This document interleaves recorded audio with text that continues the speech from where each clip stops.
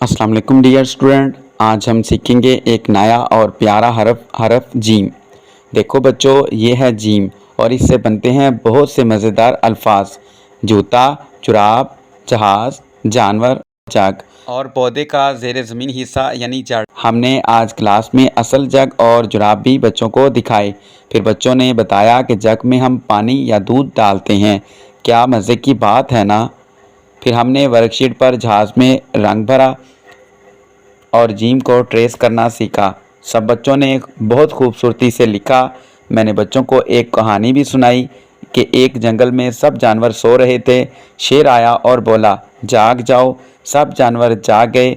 यूँ हमने जीम से जाग और जीम से जानवर सीखा। इस सबक से मुतल्लक मैंने बच्चों को एक मज़ाहिया बात बताई। मैंने बच्चों को कहा, अगर तुम जुराबें पहनकर जहाज़ में बैठो तो हो सकता है जहाज़ जुराब में फंस जाए।